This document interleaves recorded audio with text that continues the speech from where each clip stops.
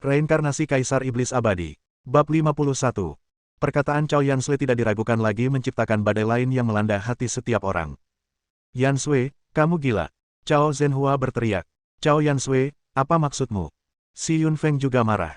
Cao Yansui berkata di depan begitu banyak orang bahwa dia ingin membatalkan pertunangannya dengan Si Wenwu, dan bahkan meminta Xiao Chen, sang guru bawaan, untuk membuat keputusan. Di mana wajah keluarga Si berdiri. Ekspresi Si Wenwu tidak pasti. Dia tahu bahwa Cao Yansui tidak menyukainya, tetapi dia tidak menyangka Cao Yansui akan menggunakan trik ini saat ini. Bagaimana jika Xiao Chen benar-benar setuju untuk membatalkan pertunangan mereka? Apa yang harus dia lakukan, dan apa yang harus dilakukan keluarga Si? Menghadapi banyak tatapan bertanya, Cao Yansui menutup mata, hanya dengan tekad di wajahnya yang dingin. Dia mendapat ide ini 2 hari lalu ketika Cao Zhenhua memberitahunya bahwa seorang ahli keterampilan bawaan akan hadir. Baru saja dia menyaksikan kemampuan Xiao Chen di tengah kerumunan, jadi dia tidak lagi merasa khawatir. Xiao Chen adalah satu-satunya kesempatannya. Jika dia tidak memperjuangkannya, dia akan mati atau hidup di neraka selama sisa hidupnya. Xiao Chen juga terkejut dengan situasi ini. Dia menatap Cao Yansui dan berkata dengan tenang, "Nona Cao, meskipun saya memiliki beberapa konflik dengan tunangan Anda tadi, Anda tidak cukup naif untuk berpikir bahwa saya harus membantu Anda, bukan?" Xiao Chen tidak tertarik dengan perselisihan antara Cao Yansui dan Si Wenwu atau keluarga Si. Meskipun dia tidak takut pada para sejarawan, dia tidak akan menjadi musuh mereka hanya karena kata-kata Cao Yansui. Si Wenwu, Si Yunfeng dan Cao Zhenhua langsung menghela nafas lega setelah mendengar apa yang dikatakan Xiao Chen. Selama Xiao Chen tidak ikut campur, pernikahan ini akan jadi kenyataan, tidak peduli seberapa besar keberatan Cao Yansui. "Tuan Xiao, Yansui percaya bahwa segala sesuatu ada syaratnya," kata Cao Yansui dengan enggan. Xiao Chen berkata tanpa komitmen, "Lalu menurutmu syarat apa yang bisa kau tawarkan yang akan menggodaku?"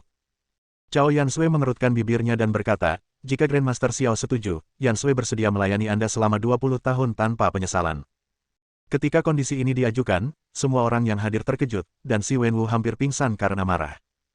Setelah melayani Xiao Chen selama 20 tahun, tidak peduli apapun yang diminta Xiao Chen pada Cao Yansui selama periode tersebut, Cao Yansui harus memuaskannya tanpa syarat, yang pasti membuat orang memiliki pikiran tidak menyenangkan.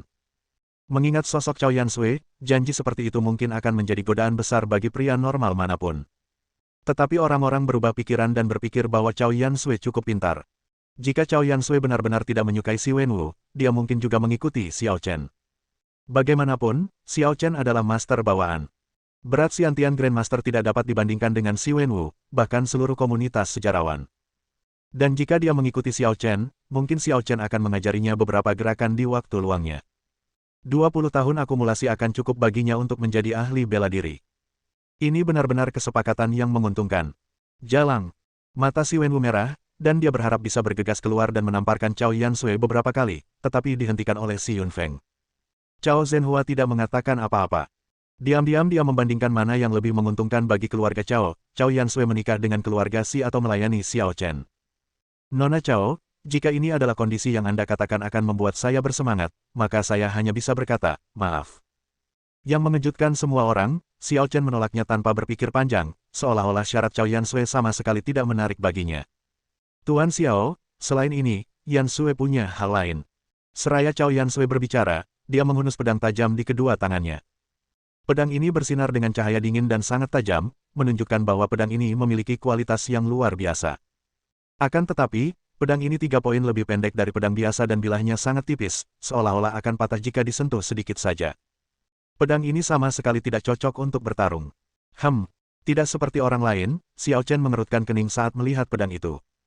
Kemudian, dia melambaikan tangannya dengan ringan, dan pedang di tangan Cao Yansui terbang secara otomatis dan jatuh ke tangannya.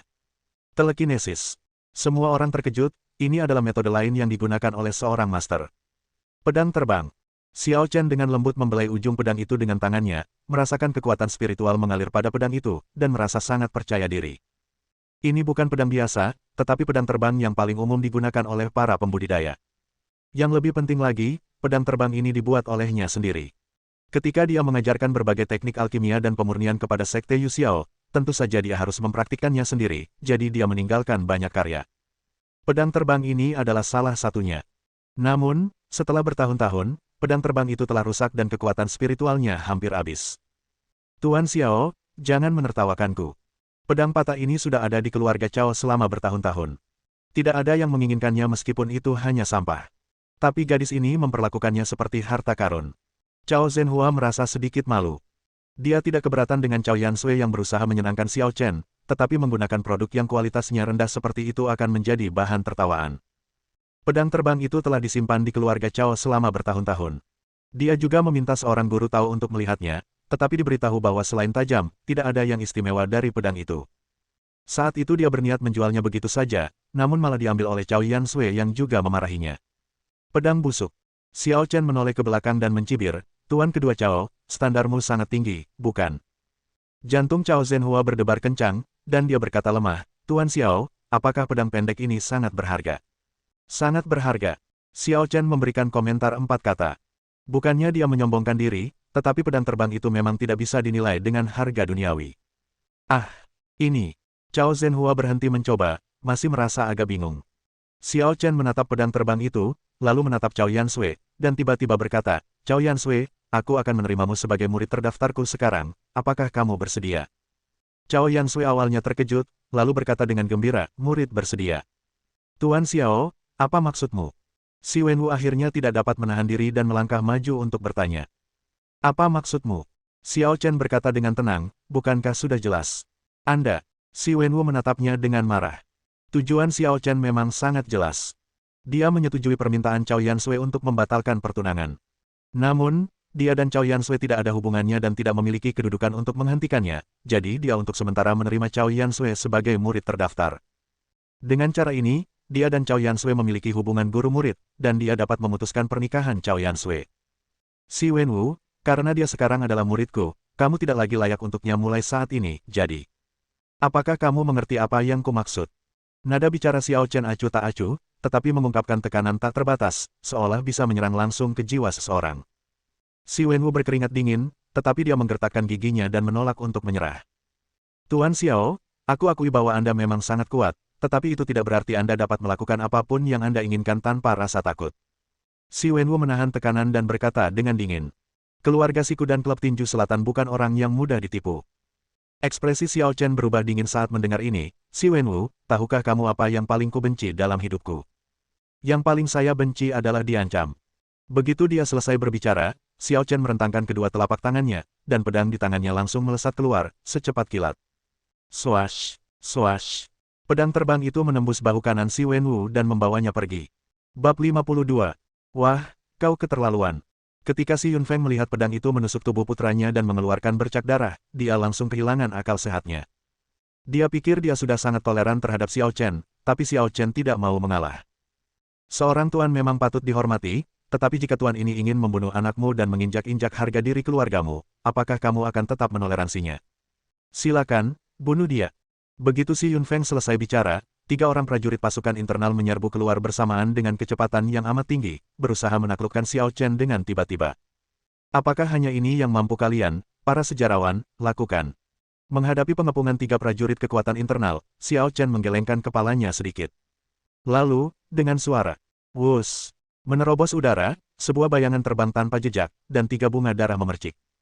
Ah! Ah! Ah! Ketiganya bahkan tidak sempat bereaksi sebelum mereka tertusuk oleh pedang terbang itu pada saat yang bersamaan. Mengerikan sekali. Pedang macam apa ini? Semua orang yang hadir mundur ketakutan, menatap pedang terbang pendek yang berputar di udara, terkejut. Kecepatan pedang terbang itu terlalu cepat, bahkan para prajurit kekuatan internal tidak dapat bereaksi, apalagi orang biasa. Jika pedang terbang ingin membunuh seseorang, tidak ada jejak yang tersisa, yang lebih mengerikan daripada senjata tersembunyi. Mata Cao Zhenhua melotot. Pedang terbang yang dianggap sebagai pedang busuk sebenarnya memiliki kekuatan yang begitu besar. Dia benar-benar percaya pada kejahatan Taois pada awalnya. Cao Yansui juga terkejut. Meskipun dia merasakan kekuatan luar biasa dari pedang terbang itu, dia tidak tahu bagaimana cara menggunakannya. Melihatnya sekarang, dia benar-benar takjub dan gembira. Tentu saja, yang membuatnya semakin bersemangat adalah Xiao Chen benar-benar menerimanya sebagai murid terdaftar. Jika dia mengajarinya beberapa trik di masa depan, itu akan cukup baginya untuk mendapatkan manfaat darinya selama sisa hidupnya. Masalah ini sudah selesai. Mulai sekarang, Cao Yansui tidak ada hubungannya dengan keluarga Simu. Xiao Chen menyimpan pedang terbangnya, menatap si Yunfeng dengan dingin dan berkata, "Janganlah bersikap tidak tahu berterima kasih, karena aku tidak selalu bersikap baik seperti sekarang." Kalimat ini tentu saja menakutkan.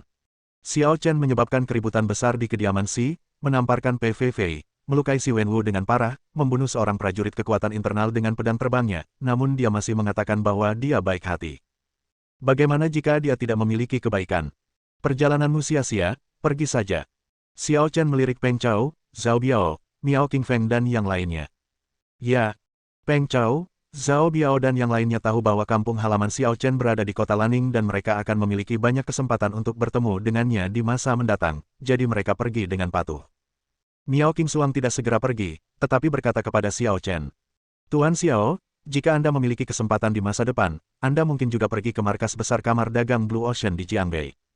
Qingsuang akan memperkenalkan Anda kepada seorang guru. Saya yakin Anda akan sangat tertarik. Kita bicarakan nanti kalau ada kesempatan. Jawab Xiao Chen ambigu. Kalau begitu Qingsuang sedang menunggu. Miao Qingsuang mengatakan ini dan pergi bersama Miao Qingfeng. Melihat semuanya hampir selesai, Xiao Chen berkata pada Cao Yansui, ikutlah denganku. Ya, guru.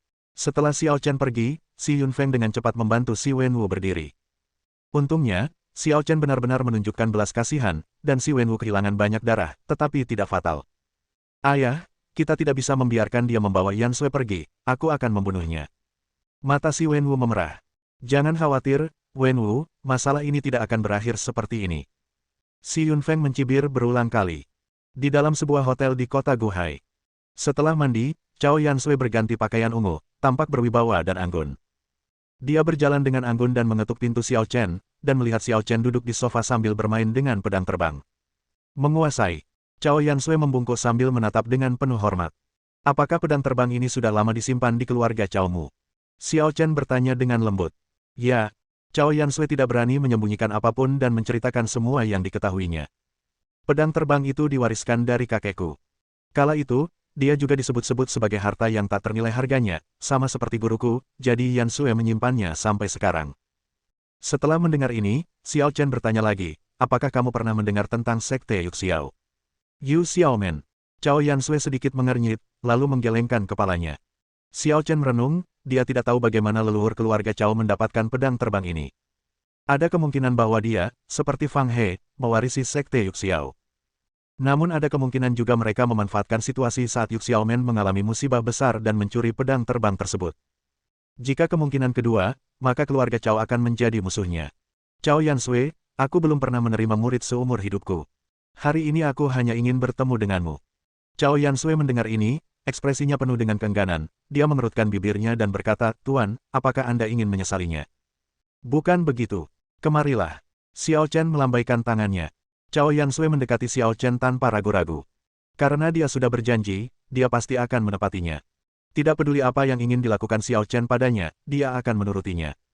Akan tetapi, segala sesuatunya tidak seperti yang dibayangkannya. Begitu dia mendekat, dia melihat Xiao Chen tiba-tiba mengangkat tangannya, dan sebuah jari kebijaksanaan berkelebat, mengetuk dahinya. Seketika gelombang teror menerjang pikirannya, menyebabkan dia menderita tekanan dan kesakitan luar biasa. Guru, Anda. Wajah Cao Yansui dipenuhi ketakutan, dia tidak tahu apa yang akan dilakukan Xiao Chen. Santai. Xiao Chen berkata dengan tenang. Setelah mendengar ini, Cao Yansui merasa tenang dan menahan keterkejutan di pikirannya. Tak lama kemudian, ekspresinya berubah menjadi terkejut. Dalam pikiranku, muncullah teks dan pola keterampilan yang misterius, berkelebat bagaikan slide.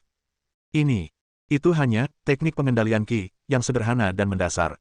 Setelah Xiao Chen memperkenalkan teknik itu ke dalam pikiran Cao Yansui, dia menarik napas.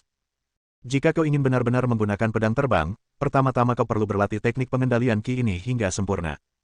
Sebenarnya, yang mengejutkan Cao Yansui bukanlah metode bela dirinya, tetapi metode yang digunakan Xiao Chen untuk mengarahkan metode bela dirinya ke dalam pikirannya. Seolah-olah hal itu telah dicetak langsung ke dalam pikirannya menggunakan mesin fotokopi, tidak hanya menghilangkan perlunya menghafal, tetapi juga membuatnya mustahil untuk melupakannya bahkan jika dia menginginkannya. Tak lama kemudian, dia bereaksi terhadap perkataan Xiao Chen dan bertanya, Tuan, Anda tidak akan menyimpan pedang terbang ini untuk diri Anda sendiri, tetapi memberikannya kepada saya. Awalnya, alat tawar-menawar untuk kesepakatannya dengan Xiao Chen adalah untuk melayani Xiao Chen selama 20 tahun, ditambah pedang terbang ini. Namun kini tampaknya Xiao Chen bukanlah orang yang bernafsu. Ia mengembalikan pedang terbang itu kepadanya dan bahkan mengajarinya sebuah metode pengendalian Qi. Seolah-olah aku telah mengambil semua keuntungannya. Pedang terbang itu hanyalah senjata sihir transisi bagiku. Aku sudah meninggalkannya. Xiao Chen menciptakan 6 jalan bela diri sejati saat itu, yang meliputi jalan pedang, jalan sitar, jalan tombak, jalan busur, dan jalan para dewa, dan masing-masing dari mereka mencapai puncak kesempurnaan. Pedang terbang itu tidak lagi berarti baginya. Wilayah guru benar-benar di luar jangkauanku. Cao Yansui menghela nafas. Xiao Chen memperingatkan, kamu baru saja menerima masukan memori, yang akan menyebabkan kelelahan mental tertentu. Beristirahatlah di sini dulu. Bagaimana denganmu, guru? Tentu saja saya harus mulai bekerja. Bisnis. Xiao Chen berkata dengan tenang, tidakkah kamu menyadari keanehan hotel ini? Cao Yansui terkejut ketika mendengar ini, seolah teringat sesuatu, lalu berkata, Tuan, saya baru saja menemukan bahwa hotel itu kosong, tidak ada seorang pun, dan sangat sepi. Bukan berarti tidak ada orang, tetapi mereka semua dievakuasi dalam waktu yang sangat singkat. Apa? Mengapa ini terjadi? Cao Yansui bingung. Mungkinkah? Apakah kamu benar-benar berpikir keluarga Si akan membiarkan kita pergi begitu saja? Xiao Chen menggelengkan kepalanya, berpikir bahwa Cao Yansui terlalu naif.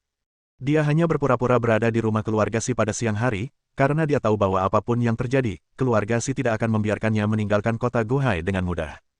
Bab 53. Tuan, Anda adalah Grandmaster Xiantian. Mengapa keluarga Si berani menyusahkan Anda? Cao Yansui masih tampak tidak mengerti dan berkata, sejauh yang aku tahu, mantan ketua keluarga Si, yang juga merupakan mantan presiden Southern Fish Club, 10 tahun yang lalu gagal menembus alam Xiantian dan tetap berada di alam setengah langkah Xiantian sejak saat itu. Bagaimana mungkin seorang sejarawan yang baru setengah langkah memasuki alam bawaan berhadapan dengan seorang penguasa alam bawaan? Mengenai hal ini, Xiao Chen berkata dengan tenang, setengah langkah memasuki alam bawaan tidak akan selalu berhenti di setengah langkah memasuki alam bawaan. Sudah berapa lama Anda tidak mendengar kabar dari presiden lama? Cao Yansui sedikit terkejut dan berkata, sepertinya dia memang menghilang untuk waktu yang lama setelah dia turun tahta. Namun, seharusnya sangat sulit bagi seorang setengah langkah bawaan untuk menerobos ke bawaan, bukan? Dalam dunia seni bela diri, sebenarnya tidak ada alam seperti setengah langkah menuju alam bawaan. Hanya ketika seorang seniman bela diri dengan kekuatan internal puncak gagal dalam upayanya untuk menerobos alam bawaan, ia akan jatuh ke setengah langkah menuju alam bawaan. Dengan kata lain, half step congenital merupakan suatu keadaan cacat, dan terdapat penyakit tersembunyi di dalam tubuh. Setengah langkah menuju bawaan jauh lebih kuat dibanding puncak kekuatan internal, tetapi lebih sulit bagi setengah langkah menuju bawaan untuk menerobos dibanding mencapai puncak kekuatan internal. Tidak ada yang mutlak. Kesulitan tidak berarti tidak ada jalan keluar. Mungkin ada jalan pintas. Cao Yansui mendengar makna tersembunyi dalam kata-kata Xiao Chen dan bertanya, Tuan, apakah Anda mengenal keluarga Si dengan baik? Saya baru saja tiba di kota Guhai dan tidak tahu apa-apa tentang keluarga Si. Namun, pada siang hari, saya bertarung dengan Si Wenwu dan merasakan kekuatan khusus di tubuhnya. Saya yakin bahwa keluarga Si tidak sederhana. Kekuatan khusus. Ya, jika dia melepaskan kekuatan itu, kekuatannya setidaknya akan berlipat ganda. Namun, dia ragu untuk melakukannya di depan umum, dan lebih suka terluka parah olehku daripada menggunakannya. Alasan mengapa Xiao Chen campur tangan dalam urusan Cao Yansui adalah, pertama, karena dia memiliki hubungan dengan pedang terbang, dan kedua, karena kekuatan tersembunyi Si Wenwu. Saat keduanya tengah berbincang, tiba-tiba terdengar lolongan panjang dan tajam dari luar, seakan-akan berasal dari hantu jahat, yang membangunkan langit malam. Pada saat yang sama, teriakan kuat lainnya terdengar, bercampur dengan energi internal yang luar biasa. Tuan Xiao, Nankuan Si Yongchang ada di sini untuk menyambutmu. Tanda seru. Terdengar suara ledakan keras bagaikan guntur yang mengguncang seluruh tempat. Bang! Dalam sekejap, semua kaca jendela dan pintu kaca di hotel itu terhantam dan pecah. Ini adalah kekuatan internal yang sangat mengerikan. Cao Yansui menahan aliran darah dan energi yang mengalir deras, matanya dipenuhi keterkejutan dan ketakutan. Bahkan dari jarak sejauh itu, gelombang suara saja sudah cukup untuk memecahkan kaca dan memberinya rasa tertekan yang kuat. Xiantian Grandmaster. Ini jelas merupakan kekuatan mengerikan yang hanya dimiliki oleh Xiantian Grandmaster. Si Yongchang, Presiden lama Southern Fish Society, apakah dia benar-benar telah menembus alam Xiantian? Cao Yansui menjadi khawatir saat ini dan menatap Xiao Chen. Guru, apa yang harus kami lakukan? Meskipun Xiao Chen juga seorang bawaan, dia terlihat terlalu muda, yang pasti membuat orang merasa bahwa dia lemah. Terlebih lagi, jika perkumpulan tinju selatan ingin menimbulkan masalah bagi Xiao Chen, bukan hanya Si Yongchang saja yang akan dikerahkan, melainkan semua anggotanya. Dengan kekuatan kecil melawan kekuatan besar, peluang untuk menang sangatlah tipis.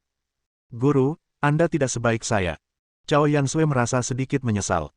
Masalah ini awalnya tidak ada hubungannya dengan Xiao Chen. Dialah yang menyeret Xiao Chen ke dalamnya, yang menyebabkan situasi saat ini. Jangan terlalu banyak berpikir. Karena aku ikut campur dalam masalah ini, aku sudah mengantisipasi situasi ini. Kau tinggal saja di sini dan beristirahat. Aku akan berurusan dengan orang-orang di luar. Setelah berkata demikian, Xiao Chen melompat keluar jendela.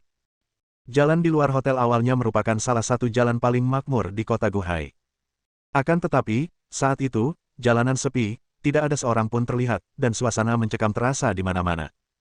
Xiao Chen, berpakaian putih, berjalan keluar perlahan, berdiri dengan tangan di belakang punggungnya, dan tampak acuh tak acuh. Kenapa repot-repot mempermainkanku? Datanglah sekarang. Begitu dia selesai berbicara, 3 sosok bergegas mendekat dan mendarat di depan Xiao Chen satu demi satu. Pemimpinnya adalah seorang lelaki tua berjanggut putih, berbadan bungkuk, dan bermata sipit yang sesekali bersinar dengan cahaya aneh. Aku tidak pernah menyangka kalau mantan presiden klub tinju selatan yang dikabarkan berada dalam kondisi yang begitu buruk itu, dirasuki oleh latihannya. Xiao Chen mencibir, nadanya menunjukkan rasa jijik. Tinju gaya selatan adalah salah satu gaya tinju tertua di Tiongkok. Gaya ini memiliki energi internal yang kuat dan dapat memperpanjang umur.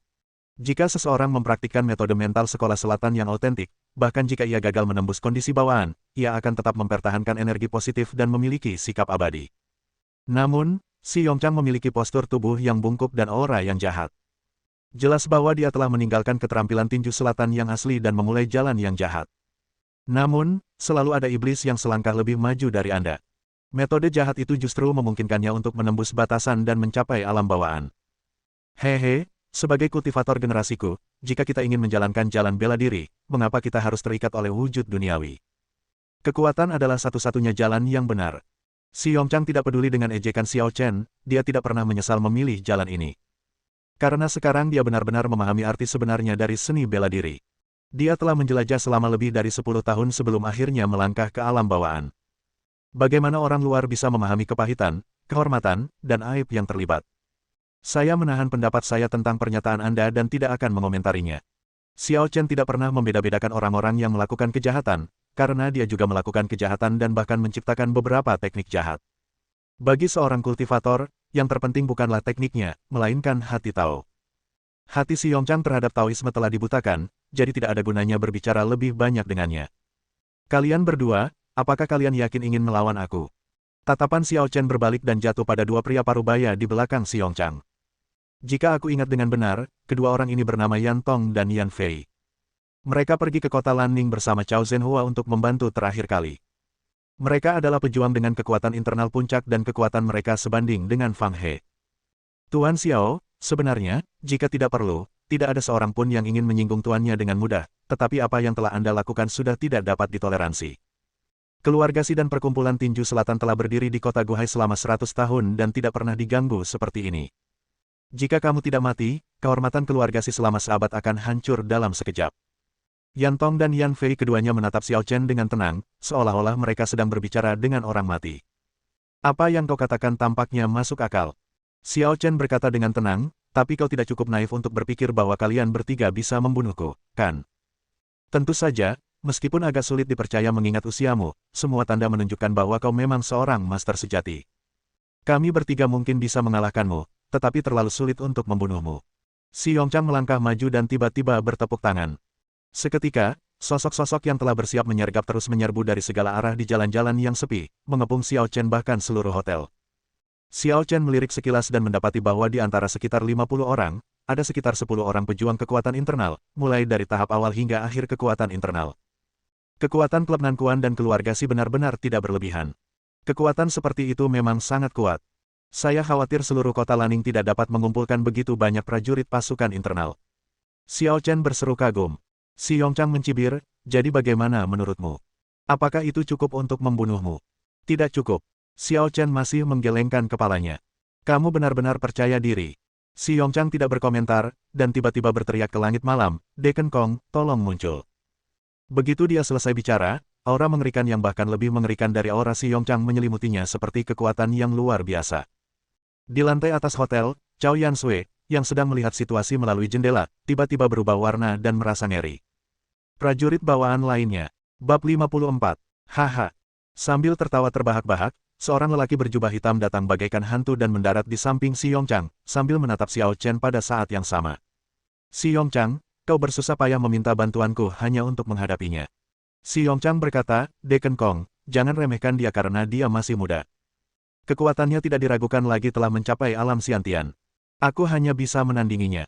Jika kita ingin membunuhnya, kita harus bekerja sama. Ya, Diakon Kong berjubah hitam menatap Xiao Chen dengan tatapan muram.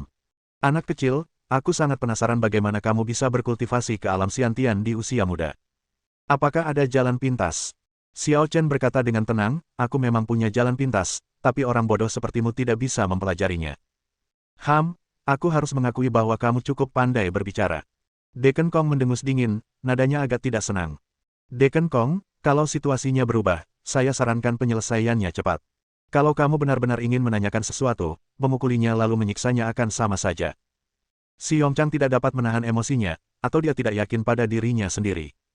Tuan Si, mengapa Anda begitu cemas? Dengan begitu banyak orang di sini, apakah mungkin dia bisa menumbuhkan sayap dan terbang? Diakon Kong tidak setuju. Sudah lama aku tidak menggunakan kekerasan. Hari ini akhirnya aku keluar, jadi setidaknya biarkan aku bersenang-senang.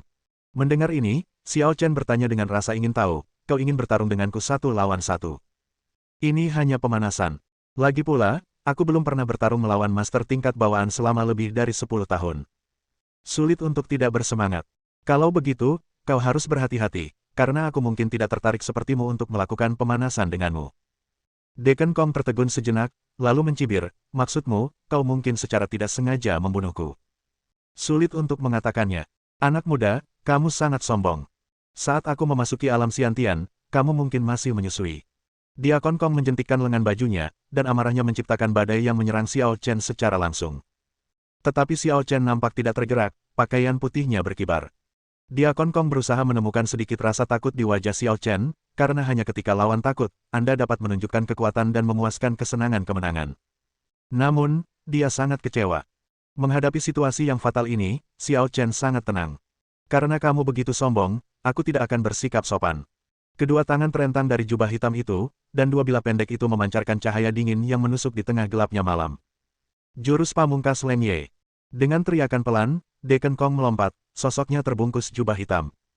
Setelah berputar-putar beberapa saat, dia menghilang begitu saja, seolah-olah dia telah menyatu dengan kegelapan, tanpa meninggalkan jejak.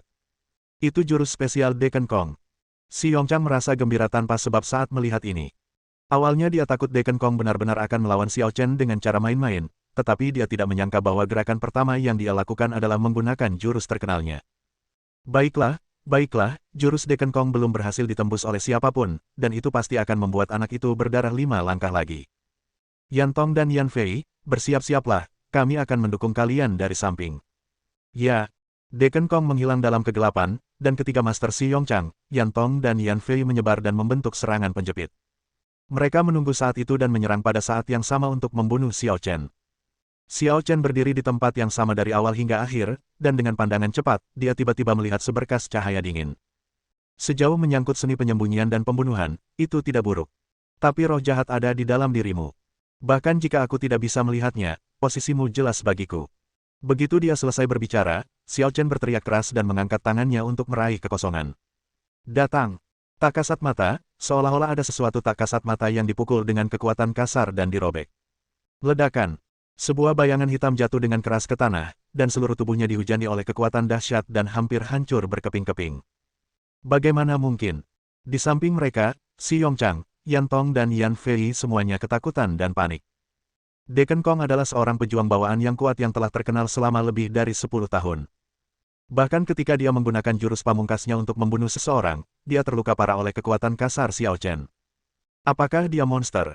Tidak, bagaimana kau bisa tahu teknik persembunyianku? Decken Kong yang terjepit ke tanah berteriak ketakutan, tidak dapat menerima kenyataan ini. Awalnya dia ingin bertarung dengan Xiao Chen hanya untuk bersenang-senang, tetapi kata-kata dan sikap Xiao Chen membuatnya marah, jadi dia langsung menggunakan jurus pamungkasnya. Leng Ye yakin bahwa bahkan seseorang yang lebih kuat darinya tidak akan mampu mematahkan jurus pamungkas ini. Selama 10 tahun terakhir, ia telah menggunakan jurus ini untuk memantapkan posisinya. Akan tetapi, ia tidak pernah menyangka bahwa saat ia masih bersembunyi, Xiao Chen akan mengetahuinya dengan sekali pandang dan mengalahkannya hanya dengan satu tangan. Ekspresi itu sangat santai. Pada saat ini, dia tidak bisa menahan diri untuk meragukan dirinya sendiri. Apakah jurus spesialnya begitu tidak berguna? Kamu tidak mendengarkanku dengan saksama dari awal hingga akhir. Inilah sebabnya kamu mati di sini hari ini. Mata Xiao Chen menyipit dingin, niat membunuhnya menusuk tulangnya. Merasakan ancaman kematian yang mengancam, Deacon Kong tiba-tiba berteriak pada Si Yongchang dan yang lainnya, apa yang kalian masih berdiri di sana? Serang bersama. Si Yongchang dan yang lainnya bereaksi. Deacon Kong tidak boleh mati. Jika dia mati, mereka akan membunuh seorang Xiantian dan situasinya akan menjadi sangat tidak menguntungkan. Membunuh. Atas perintah itu, semua Master Klub Tinju Selatan bersiap mati, berteriak ke langit dan dengan momentum besar. Memanfaatkan celah kecil ini, Deacon Kong tiba-tiba berdiri dengan seluruh kekuatannya, melingkari tubuhnya, dan mundur ke sisi Si Yongchang. Itu pasti kesalahan tadi. Aku tidak percaya bahwa kita berdua, dengan begitu banyak ahli kekuatan internal, tidak dapat menghadapi bocah muda ini. Si Yongchang bersemangat dan bersumpah, apa yang dikatakan Deacon Kong benar sekali. Aku pasti akan membunuh anak ini hari ini. Sepertinya ini akan menjadi pertempuran berdarah. Sambil terkekeh pelan, Xiao Chen menaruh tangan kirinya di belakang punggungnya dan dengan lembut mengangkat tangan kanannya, mengarahkan aliran udara di sekitar tubuhnya. Seketika aliran udara berputar, dan pusaran yang terlihat oleh mata telanjang mengembun di telapak tangannya, seperti tornado kecil. Apa yang akan dia lakukan? Semua orang terkejut dan bingung, lalu berhenti bergerak maju. Jangan panik, menurutku lebih baik punya senjata untuk membunuh banyak orang. Begitu Xiao Chen selesai berbicara, dia melihat pusaran yang terbentuk oleh aliran udara di tangannya perlahan berubah bentuk dan mengembun menjadi pedang panjang. Pedang gasifikasi. Pedang itu bergerak seperti awan yang mengalir, tersembunyi dan tidak terlihat, lebih baik bersembunyi di pegunungan hijau tanpa masalah. Rahasia terpenting Kendo adalah melatih pikiran dan pedang Anda, hanya pikiran dan pedang Anda. Alam pedang tiba-tiba terbuka, Xiao Chen mengayunkan pedang di tangannya membentuk lingkaran, menyapu dengan pelangi panjang yang mengerikan, seketika membunuh 5 atau 6 Master Klub Tinju Selatan dan menyerbu langsung ke arah Deacon Kong. Tidak bagus. Lagi pula, Deacon Kong memiliki kultivasi bawaan, dan ketika dia merasakan aura Xiao Chen yang tak tertandingi, dia secara naluriah ingin mundur. Namun, kemanapun tubuh pergi, pedang akan mengikutinya. Tidak peduli seberapa jauh Anda kembali, Anda tidak akan pernah bisa menghindari pelangi panjang yang mengejar Anda. Swiss. Semburan warna merah muncul, melambangkan akhir takdir. Deacon Kong memiliki banyak keterampilan bawaan, tetapi dia tampaknya tidak dapat menggunakannya dan hanya bisa membiarkan pedang pelangi melewati lehernya. Dia menutupi lehernya dengan satu tangan, dan menunjuk Xiao Chen dengan tangan lainnya, seolah ingin mengatakan sesuatu, tetapi akhirnya dia tidak bisa bicara. Plop, mayat itu jatuh ke tanah dan mati. Selanjutnya, giliran Anda. Deacon Kong meninggal, dan Xiao Chen mengayunkan pedangnya secara horizontal, dengan ujung pedang mengarah langsung ke Si Yongchang dan yang lainnya. Tiba-tiba, protagonis permainan pembunuhan ini telah berubah. Xiao Chen menjadi pemburu, dan Si Yongchang beserta semua orang di klub tinju selatan menjadi mangsa di bawah pedang. Ini tidak mungkin. Si Yongchang, Yan Tong dan Yan Fei semuanya sangat ketakutan. Seorang Grandmaster Xiantian yang terkenal dibunuh oleh Xiao Chen begitu saja. Bukannya mereka tidak ingin menyelamatkan Deacon Kong, tetapi mereka tidak bisa menyelamatkannya dan tidak dapat menemukan kesempatan untuk melakukannya. Pria muda ini sungguh tak tertandingi. Itulah satu-satunya pikiran dari ketiga orang itu. Namun, apakah sudah terlambat untuk melarikan diri sekarang? Bab 55. Di malam yang gelap, Su Jiao menemani Pei Wenwen yang tertekan berjalan-jalan di halaman. Wenwen, maafkan aku. Su Jiao meminta maaf dengan suara rendah. Mengapa kamu minta maaf padaku? Suara Pei Wenwen hampa, tanpa kegembiraan atau kesedihan, dan tanpa sedikit pun jejak emosi. Ketika Xiao Chen memukulmu, aku tidak peduli padamu pada awalnya. Sebaliknya, aku mencoba membujuk Xiao Chen untuk pergi. Kupikir, tidak perlu dijelaskan, semuanya sudah berakhir. Pei Wenwen menyela Su Jiao, menatap ke langit, dan tidak ada yang tahu apa yang sedang dipikirkannya. Wenwen. Pada saat ini, Pei Jiahong berlari dengan gembira, meraih tangan Pei Wenwen dan berkata, ikuti aku. Ayah mau pergi kemana?